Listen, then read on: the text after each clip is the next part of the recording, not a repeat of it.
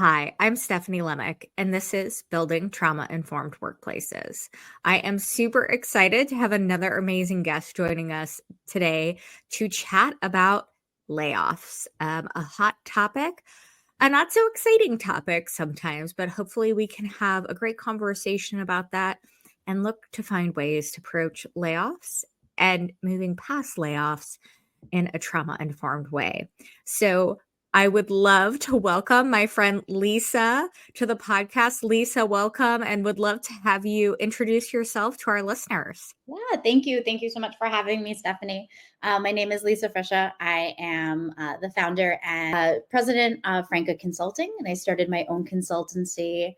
It will be 2 years in March, where I do a variety of fractional chief people officer work, talent and strategy, and leadership coaching and development to small and growing and mid-sized organizations with really a lens on operationalizing through aligning strategy and talent and equity. But prior to that, I've been a middle school teacher. I started a high school, and that work has deeply informed my approach to talent work and building strong cultures.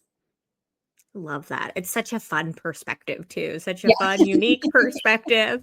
HR, people, culture work, and then also middle school teacher, hey. I joke that teaching middle school and leading a high school really prepares you really well for a career in HR and talent.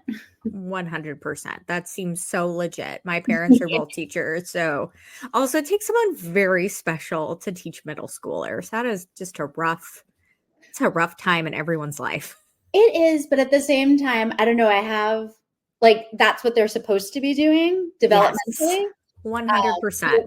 Sometimes it's easier to be understanding to middle schoolers who have all their feelings than it took me a while to realize adults have the same feelings. But for a long time, I think it was easier to work with the students than it was sometimes with adults. I completely understand that. That makes so much sense.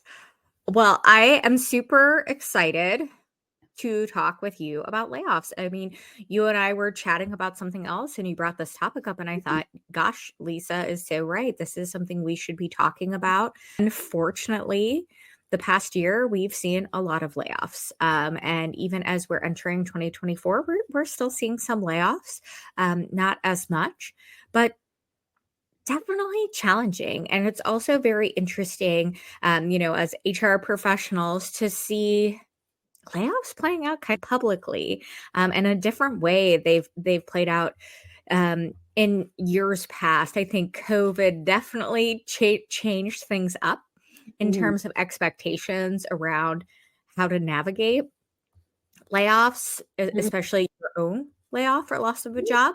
So what I would love to do is kind of break the conversation into two parts. So I Mhm. think, since we do have the HR lens, I would love to talk about conducting layoffs, for Mhm. organizations, for leaders, as they're considering, conducting layoffs, avoiding layoffs, planning, um, how we can approach that, how we can maybe trauma inform layoffs, or even talent planning. I have a very strong opinion that the best way to move through layoffs is to not have to do that. Yes. And we can hopefully talk more about that. And then I also would really love, there's lots of folks out there who are unfortunately navigating a layoff, job change, are worried about a potential layoff. So I'd love to maybe talk a little bit about how individuals can also navigate their own layoff or the layoff of someone they care about as well. Mhm. Absolutely. Perfect. Well, I would love to, here I'll just put you on the spot. How have companies, you've seen in the last few years, I'll say, what have companies done really well as it relates to navigating layoffs and what have companies done really poorly? Like kind of the good, the bad, the ugly that you've seen out there. Yeah, I think it's interesting. I've been on a few sides of the layoff conversation, one as a senior leader having to figure out who we lay off or how to save jobs or so that piece. And then in the last year and a half have also supported organizations as a consultant in the layoff and handling the layoffs. And I think I would say the two that I was responsible for or responsible for supporting when I saw something go well, it was because there was a really strong partnership between the executive who is leading the process, the head of communications, and myself. They did not have a VP of people and culture at the time. I was helping them find one, but survey was sort of jumping in. And because there was such a deep commitment to getting it right, which meant that, and this is just, I think, a testament to the leader I was working with, a humility to be like, I don't know everything. And along, I would say also general counsel, obviously. But really, I think what went well in that situation was that collaboration on what is the script? What are we telling people? How are we talking to them? And how are we making this operationally as smooth as possible? Because the last thing you want if you've gotten an invite to talk to HR at 2:00 is someone's late to the invite, or someone's feeling, rushed, and so there's so many details that I think are underappreciated in making this successful. It's like any sort of project or event, the details matter. No, we're not going to cram.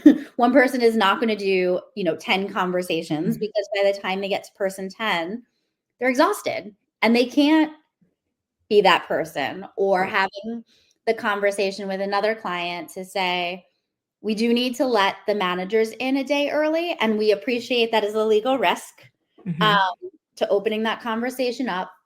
But there's another risk for managers to shrug and say, I didn't know, and also then be angry with senior director. So we've got to weigh out the legal and the cultural risks, because they're both important.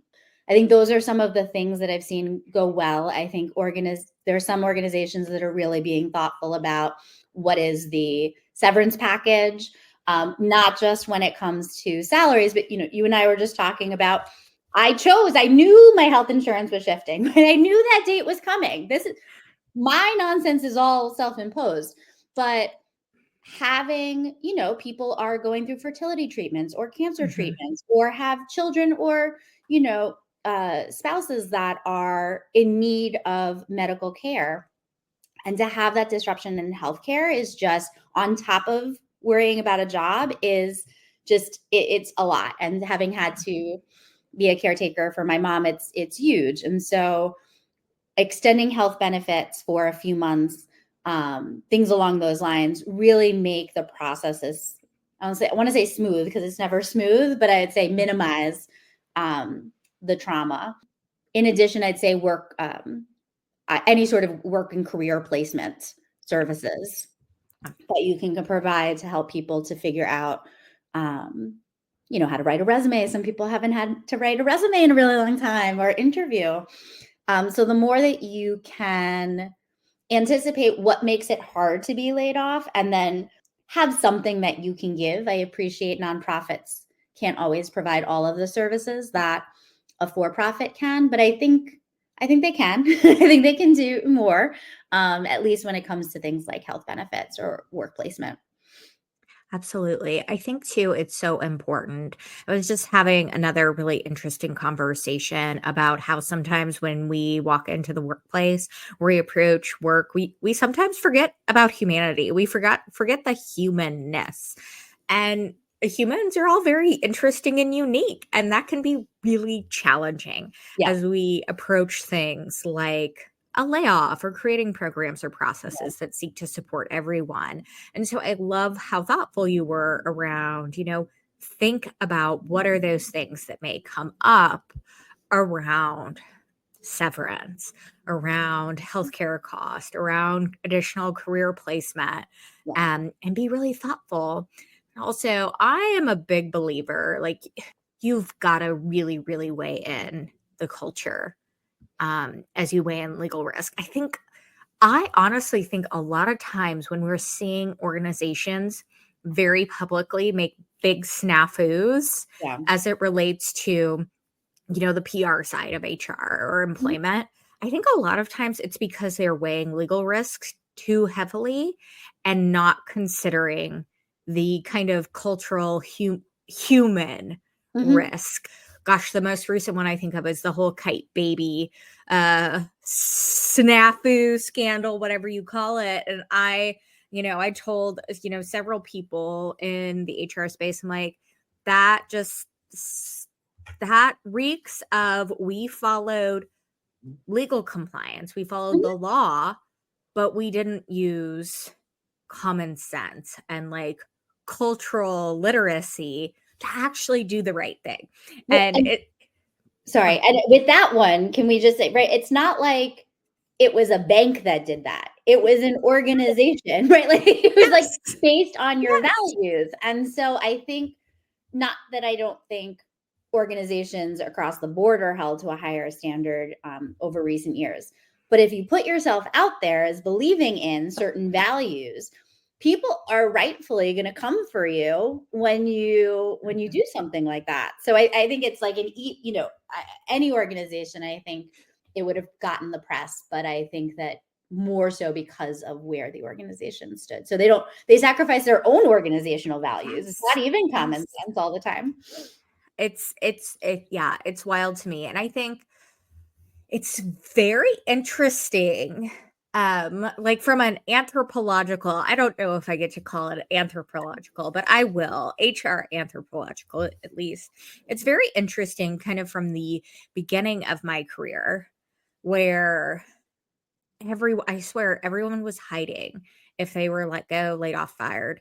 I mean, I started my career, professional career in 2008, which was Mhm, absolutely a period of time where people were experiencing layoffs. It was during, the Great Recession. mhm, And so this was a thing. I was 20 years old having layoff conversations, always a great introduction to HR profession. People were very, hush hush, how can I hide this? I yeah. don't want to be transparent. I don't want to talk about it. And there has been this real shift. And I think a lot of it was COVID and everything around the COVID-19 pandemic, the situation. I also think LinkedIn, funny enough, played a role in normalizing this as well. Um, LinkedIn's kind of good, bad, ugly could be a whole nother podcast we could Yes. probably talk about. Um, the conversation around being open to work, so to speak, being available, being laid off, being let go from a job.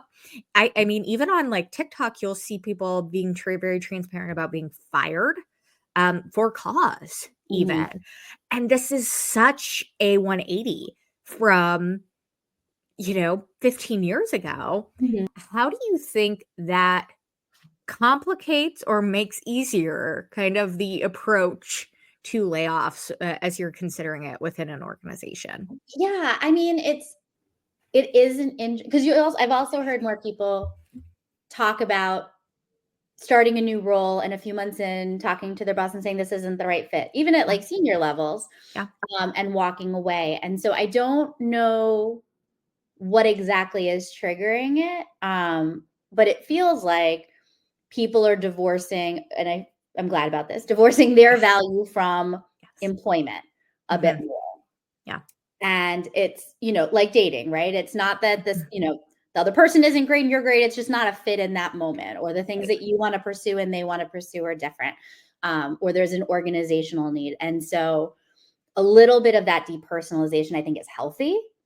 I hope it goes along with, I have seen this last, right? The idea of like, we're a team and family. It's like, we're not a family. Like, Mhm. and that's We're good. not And that's family. a good thing. That's a fine thing. We're a community. We choose to be a Mhm. part of this. We're a team. We choose to be a part of. And if the team decides to change its strategy, then if that's not core to what I want to do, then I can walk away and Yeah. we can all cheer each other from the sidelines.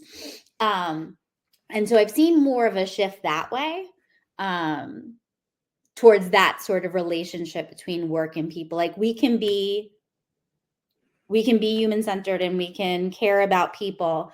That doesn't mean employing them forever, right? And that also doesn't mean working for your employer forever. Right. 100%. I think that's said so well.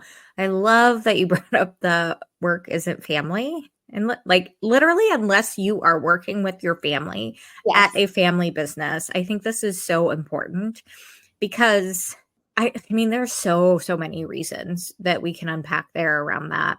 But I think it's really important for people to remember that for some people, family isn't safe.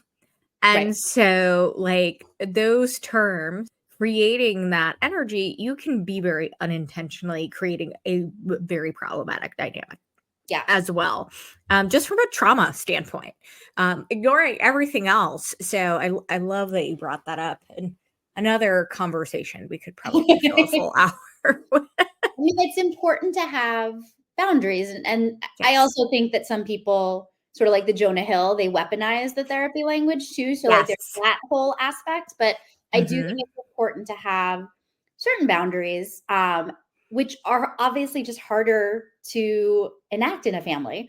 And Yes. family means different things, right? So, just from a Hmm. culturally responsive standpoint, forget about the fact that some families are traumatic. The fact is, if we're all defining family really differently, and acting very differently, then I think that we're not actually being inclusive, as opposed to just saying, these are the things we believe. This is how we believe we get to the mission, and this is how Yeah. we work together.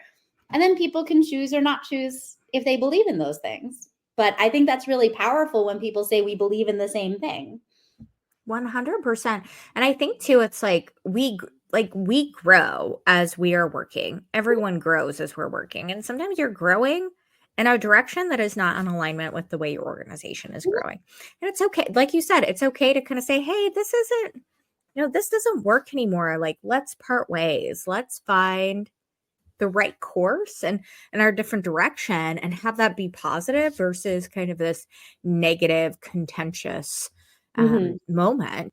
In terms of one thing I really want to talk about as it relates to layoffs is I don't know if we can call this a trend. It certainly feels like this was something that came up a lot last year in 2023 is bad talent management practices Mm. resulting in a lot of layoffs.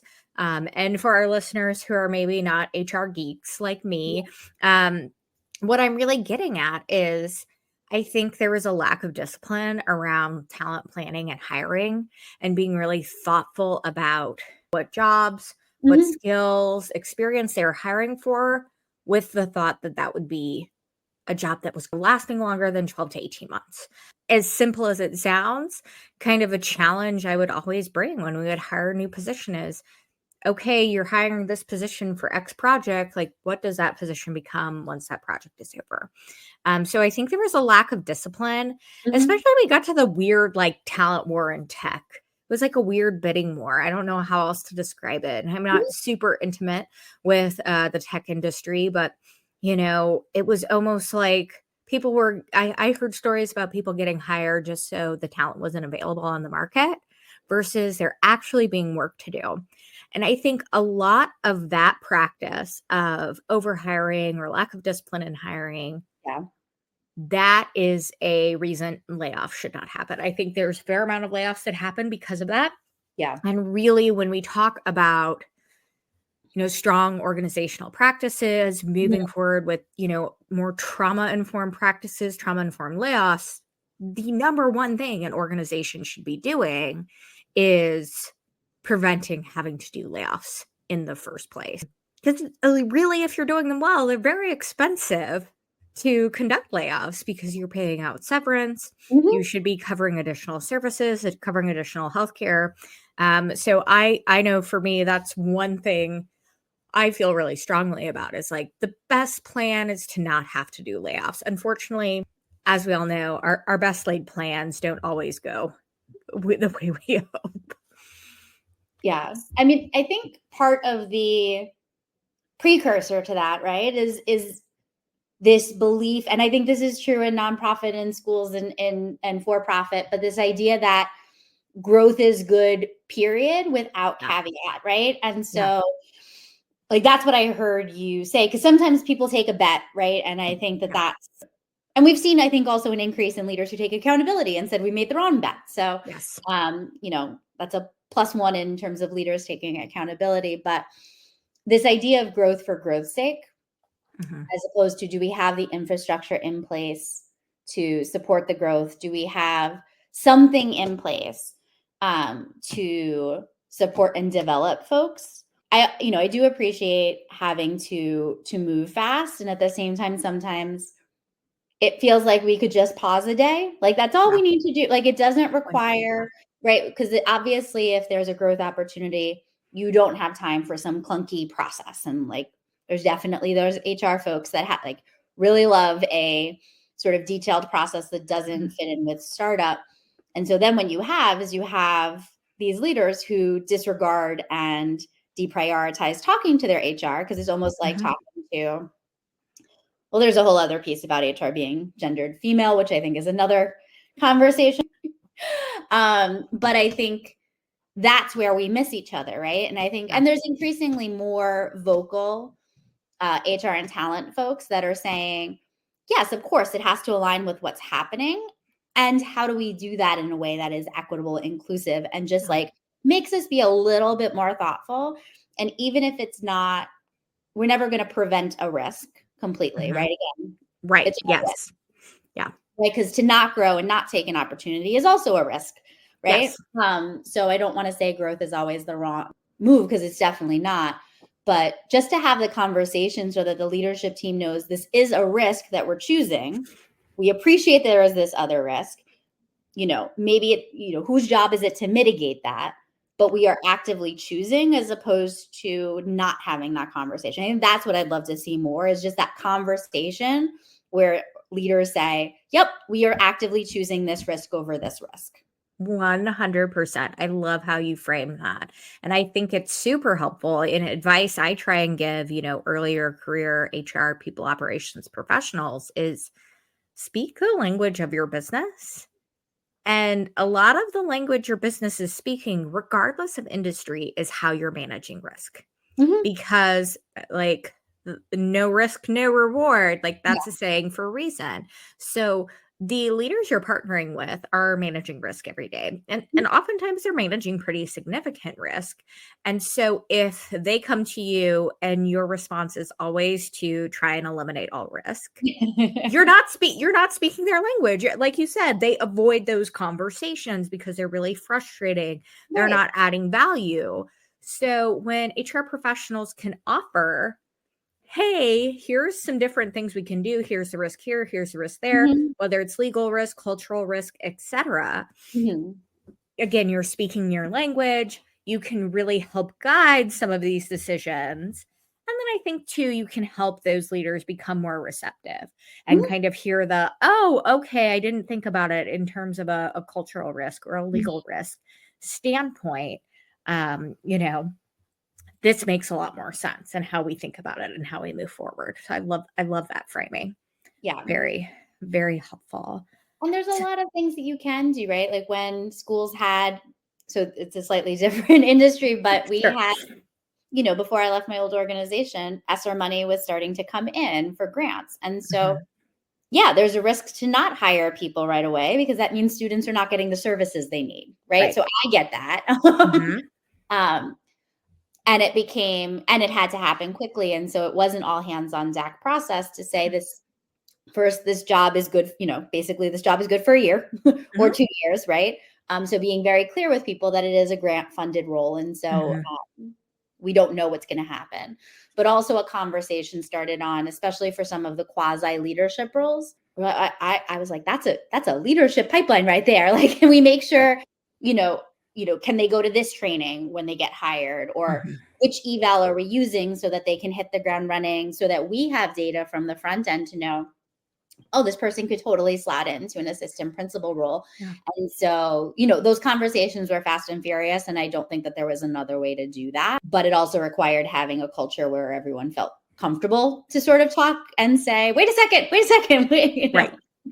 Yeah, absolutely. And I mean, I think about some of the, principles we talk about when we talk about trauma-informed workplaces. Well, safety, psychological safety. If you're operating an organization that's not psychologically safe, it's really hard to navigate risk in the smartest way possible, because in every room, there are so many people who are seeing it from a different angle, and really can help work through that, especially when you're trying to move through that really quick kind of startup pace. And I love something you said earlier about, hey, we knew this was a 1 year, 2 year grant funded role. I think being more transparent upfront as we are recruiting for roles, or as we are working through kind of organizational challenges. I love the term thoughtful transparency. Like, it's, don't tell your team things that are going to make them panic and not help anyone, but provide context. We have some challenges as it relates to our budget, and we're going to be evaluating that. Like, we want to be transparent with you. Like, here's what's on the table, here's what's not on the table. Like, I had conversations during COVID, like, hey, we have to be thoughtful about this. There are going to be financial implications. Layoffs were never on the table. And we made that very clear as Mhm. a leadership team and then communicated that. Now, if layoffs are on the table, don't say that they're not on the table. I think that's the thing about transparency. It has to be Right. real. I think providing that and, leaning into that is really helpful.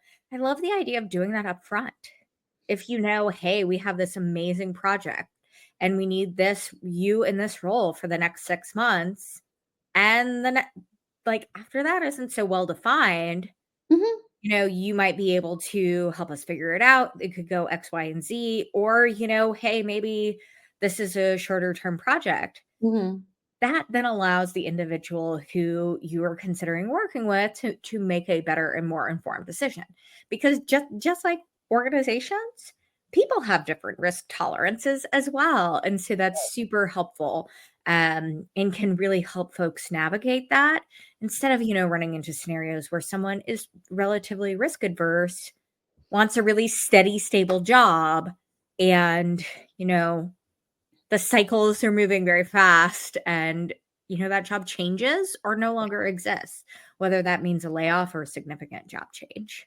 I mean, I think the other piece there too is full-time employment is not always the answer Right. to solving, right? So could it be, is it a 6-month contract? Is it a part-time? Is it like I remember working with a team leader who was looking both for a web developer and someone to run social media. And so she had put it together in this one role. I was like, these are two very, very different skill A, sets. f- Can I a propose? Frankenstein role, as I like to call him. Yeah. Yes. Could we do two part-time roles because those skill sets are so unique? Or are you deprioritizing one being more plug and play, whereas the other one is where like, and I'm not tied to either, right? My goal is to just get you the skill sets you need, but can we get creative on what we're doing? Especially for folks who do like, I appreciate there's a trend to make everything part-time so that you don't have to pay benefits. But I think if it's actually true to the role, Mhm. um, and a better fit for the organizational needs. I think there's other ways. I think we can start getting more creative, especially since I think there's an appetite for having part-time work or contract work or someone who works Contract. 3 days Yes. a week, And so I think Yes. those are ways that we can actually meet people halfway. Absolutely. I think that flexibility that we see a real craving for in whatever form. I mean, flexibility means so many different things, probably a different thing to every person. Mhm, That can really benefit organizations as well as they're creative. And I think, again, to your point, like, that's when it's helpful to have, an HR partner, whether it's a consulting partner or an internal partner that can help think through some of mhm, those alternatives versus okay, we have to hire a full-time position, and we either add work that doesn't make sense to that job and have a mhm. Frankenstein job, or we, are not fully utilizing someone and causing all sorts of other problems because we don't know that there are other options out there. Right. Well, I know we want to spend a little bit of time and talk about our kind of individual experiences or an individual experience approaching a layoff, how an individual can cope with that and work through that. Is there anything else you really wanted to say about organizations or HR folks approaching layoffs or talent planning in general before we transition? I think the only thing that I would say, right, is first, I've worked with multiple leaders now in different capacities to do layoffs. No one is liking this. And Yeah. so a lot of it is drinking from the fire hose and making quick decisions without always getting multiple perspectives because you can't always get multiple perspectives. So I think there's that piece which leads to some of these poor decisions. So to the degree that you can slow down and get perspective, whether it's a consultant, whether it's someone from the outside, I think it's really important. The other thing I'd say is that I think that a lot of energy is being spent appropriately on how to do the layoffs now. Yeah. What I'm not hearing about enough is what do leaders do after the layoffs? And Yeah. how do they take care of their team who are now dealing with survivor's guilt, feel a Mhm. level of uncertainty in the organization that they're in, and are probably having to do more work. And I think I would love to see more conversation about that because I think sometimes people are just like, oh, okay, the layoffs are over. No one sued. We're good. And it's like, no, no, no. Now it's like the earthquake aftermath is about to Like come. all the really more really hard work. I won't say even harder work because of course layoffs are very hard, but Yes. it's really difficult work to navigate. Thinking about, maybe the best you've seen in terms of navigating that after the fact. What kind of stands out to you as a best practice there? Yeah, I think there's a few things. One is that just naming for people that it feels hard, because Mhm. you're not, especially if you are, as one of my kids used to say, it's your big boss. You're not going to be able to give a lot of details, Mhm. and so I think sometimes people feel like, well, I can't tell you anything, so I'm not going to say anything. And people just need space. People just Yeah. need to hear you say, like, this is hard. How are you feeling? What are you nervous about? And listening to people about what they're nervous about, it's interesting because it's not always what you think they're nervous about. Right. Um, so I think that's number one. Number two, getting laser focused on what your priorities are. Something might have to get deprioritized. For me, I always, and this is just from startup to when, my team had to deal with layoffs, is saying we need to work with ruthless efficiency right now. And so like that's going to be a conversation we're always going to have, like what's the friction that you're facing and how can I remove it, because I might not be able to take work off your plate per se, but I can at the very least promise that I'm going to try to make it as easy as possible to do it. Right. um, and if you're taking on extra work, is it aligned to your skills and the work you already have, so it doesn't feel like you're doing that brain switch from like one thing to completely something different? For our recruiters, right, if you were already dealing with a region, maybe you just now you did all elementary schools as opposed to half of elementary schools, because it's the same thought process, it's just more, and then that will minimize the sort of cognitive challenge. um, I think making sure managers or mid-level managers also have the talking points because Yeah. they are caught in the middle. Like they had no seat at the table probably in any Right. of these decisions, and they're the ones that have to field the questions. So making sure, like, do you feel equipped to have these conversations? If you Mhm. don't, come to me. What talking points can I give you? How do you do this work? And also, when do you need me to come into a meeting to give you cover on something? And so I think really thinking about it, you're almost thinking about it as like looking at a machine and like, again, how can we just take away all the unnecessary friction? Because I think a lot of times you see people rise up and link arms, and then it's, the inventory to get copy paper, or it's the reimbursement that takes too long, or those are the things that are going to drive people over the edge Uh-huh. because they're like, I'm doing 3 jobs and you can't even reimburse me on time, or I have to go through all these hoops to be able to get approval for this thing that I need. And so the more that you as a leader can just cut out that BS, Mhm. and they see that you're like actively whacking the weeds to make sure that they can, I think you're going to need to do that for at least 6 months, if not more.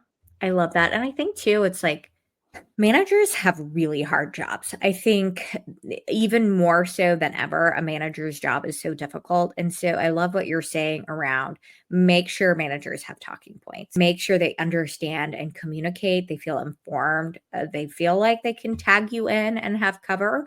But I also love find like, hey, go and find ways to remove friction. And that can be really simple, but that's also very meaningful because managers can actually do something. They can take action. They're empowered to make people's jobs suck just a little bit less. Right. Even if it's not a complete reinvention of the wheel, it's, Yeah. hey, this is really bugging you. I'm going to go fix it because I Mhm. can, take an hour and make that change and we can all move forward happier. And Yeah. when people feel heard, huge in terms of feeling valued, feeling engaged. The other thing that I would add, and maybe this is also because I come from schools, but I think it's important, is having team meetings that are really focused on getting better at your job. Because that's the other piece too. Like sometimes you just don't know better. You're doing the best you can. And so you're working hard, but not necessarily at the best capacity. And so, I was fortunate to have a really strong director of recruitment who did a great job of this, whether it was bringing a problem of practice, like someone would bring, here's the thing I'm struggling with, and they would workshop it together and everyone would walk away with strategies. Or we did this with our managers. So-and-so has a great team agenda. Let's all workshop it together. Great.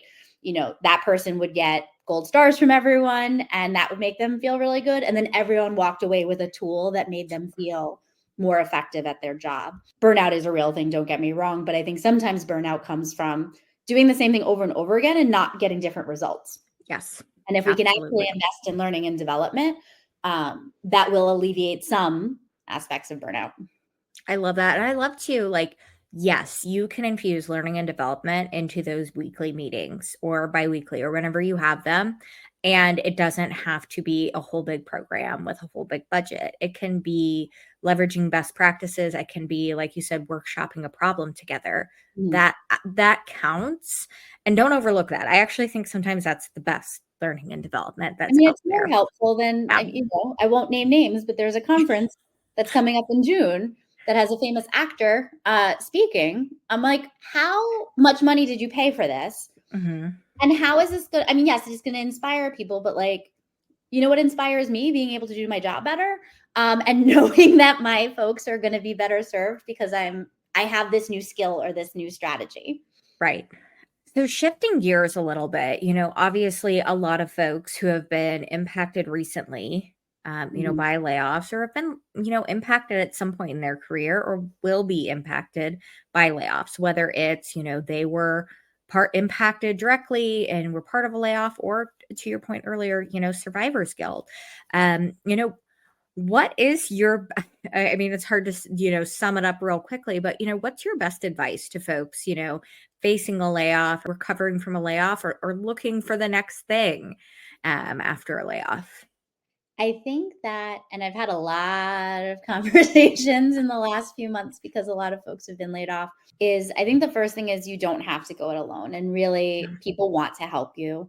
And asking for help or insights or who they can connect you with, and just talking to as many people as possible, I think is the first step.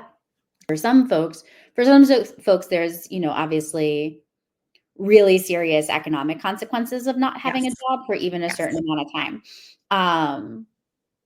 And that's what, that person has to get a job as quickly as possible. For some folks, there's a little bit more wiggle room. And so it gives them the space to sort of disengage from the workforce to be able to understand, where do I strategically want to put myself?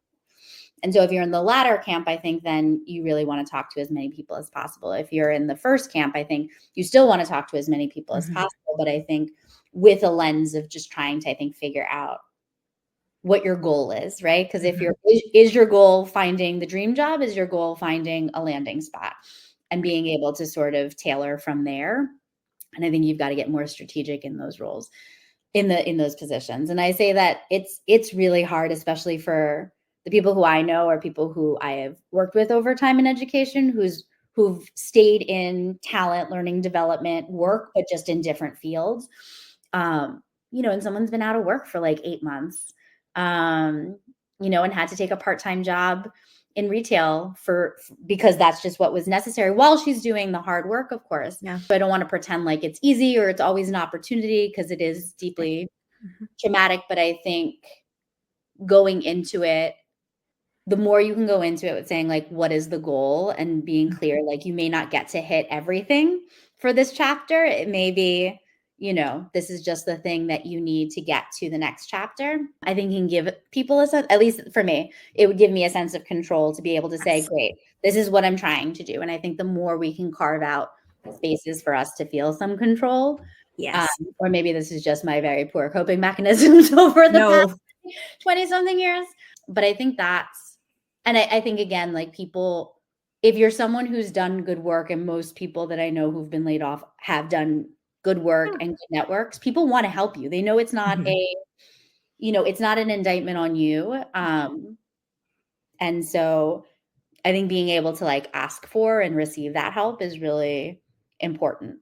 Absolutely. And I would say looking for things you can control, it's not a bad coping mechanism at all. I mean, the heart of a layoff and the heart of a traumatic experience Mhm. is something out of your control, a loss of control. And, for some, absolutely, experiencing a layoff is gonna be a traumatic experience, for some not. And I think, again, it gets to, how? Like, what is the situation? What's the scenario at hand? And again, we're all different. We all have different experiences. We get to that piece about, like you said, financial safety. And without, that, hey, I'm gonna be able to pay my bills, I'm gonna keep a roof over my head, my family's Mhm. head, pay for healthcare, all of those things. That is a lot. That's a lot to navigate. And so I love what you say, what are your goals and how do you approach this? And I would say think about what you can control. It's super, super challenging sometimes to focus on all of the things that are out of our control, but try and find things within your control. Mhm. And you great examples, focusing on what your goals are and what to prioritize. And maybe that's not everything, but what can you focus in on? Asking for help and making connections. Even if asking for help is hard, asking for help is hard. I Mhm. struggle with asking for help a lot Mhm. still. And kudos to LinkedIn for their little open to work banner. I think it's one of the better things they've done Yeah. is, creating a space where it's safe to ask for help and then people can offer their help in a really meaningful way. I agree with you. If Mhm. someone reaches out to me and is looking for help, I'm like, yeah, how can I help Mhm. support you? Who can I connect you with? And the more people you reach out to, the more vulnerable you're willing to be, which can be super hard in this moment. So you want to acknowledge that. I Mhm. think it can be really, really helpful, really powerful. I love the don't go it alone. Um, because layoffs suck. And like I said, they can be traumatic for some people. And I think recognize in the moment that this sucks, that this is hard, that this Mhm. is uncomfortable. But I also think once you're past the experience, whatever that is, I think it's important to kind of take stock and reflect on how it's shaped you as Mhm. well. Because I think what can be challenging is experiencing a layoff. If nothing else, it's a significant life event, if not traumatic. And then carry on your career with that as an experience that's informing you. So, are you naturally more concerned about layoffs? Are Mhm. you always looking for a new, like, what Mhm. behaviors are kind of shaping you and how you're behaving? Not to say that you have to stop doing that, but just to understand yourself and be able to navigate that a little bit better. I think that's another really important part and important aspect. Yeah, I think it's I might screw up the term, but Sheryl Sandberg talks in option B about I think it's productive grief, Mhm. um, right? Like this, something good that comes out of tragedy, and so like I obviously had to like process some of that after my mom's passing, and what I think from a layoff I can imagine, or just any sort of like whether you've been fired, whether it's layoff, whether it's just a mutual like I've given myself to this organization, I'm burnt out, it's time to part ways. I think what I've noticed from some people is it is an opportunity first to take restock and to set boundaries where there may not have been, but also remembering that your career and your job are different. And so, and I see this for women specifically, where they don't keep investing in their networks, or because they're so worried about their job, which obviously is important, don't get me wrong, but I was joking with a friend who has trouble. She's looking for her next thing and has trouble sometimes reaching out, and she made the comment like, oh, I don't know if I want to talk to them before I really know what I want to do. And I joked with her, so do you start saving money when you see the house you want to buy? And Right. she started laughing and was like, I okay, love okay, that. fine, I get you. But thinking about these things as you know, things that you need to invest in, your skill sets, your network, who you know. And I think women bring a really, not to overgeneralize, but I think women bring a really amazing aspect of networking, which is like about helping each other. Yes. Yeah. And that's always an easier entree. Like I remember one of my first bosses, his version of networking was it was too transactional for me. I didn't, Yeah. but when I realized that I was, when I was talking to, other people in different organizations or, talking to younger leaders about my own journey, I was like, oh, this is networking. Right. And it felt so much more authentic to who I was to just say, hey, let's talk and, bounce ideas off each other's heads and see if we can help each other. So I think doing those things along the way is something that I knew before I left my organization were important when I first started thinking, okay, it might be time. But I think especially seeing all the layoffs that have happened in the last 2 years, I think it's even more solidified that the only person we can really bet on is ourselves. And so we really have to invest in ourselves. I I love that. Absolutely. We have to invest in ourselves. And I agree with you on networking. I I'm an outgoing person. I like meeting new people. I like talking to people. I like helping people. If you ask me, I would tell you I hate networking because we think of this like stuffy, like mixer, handing out our business cards, like very like I don't even know where this idea of networking came from. I think someone's out there doing it. It is. It's very transactional. And I don't like that. I don't like feeling used. I don't like feeling like I've used someone. Mhm. But really, networking can and should be about building relationships, building connections. And it's really fun. And there are so many benefits to it as it relates to building community and camaraderie and being able to support each other. Mhm. I mean, I would say reach out to folks. Like if there's someone you want to learn more about their work, interested in what they're doing, it doesn't hurt to reach out and ask and see. And I tell you what, like one of my greatest lessons in life is like people love to talk about like their work that they're passionate about. So if you just want to learn more, what a great way to connect with someone is to ask them about what they do and what makes them excited to get out of bed and go to work every day. And that's networking, to your point. That's networking. That counts. I actually think it counts more than what we traditionally think of when networking comes up. Yeah, I think that's right. Yeah. Well, Lisa, this has been amazing. I am we have like 6 other topics we brought Yeah. up that we could talk about in another podcast. But thank you again. It's always lovely to chat with you. Is there anything else about layoffs, about career transitions that you wanted to share that you didn't get a chance to before we wrap up?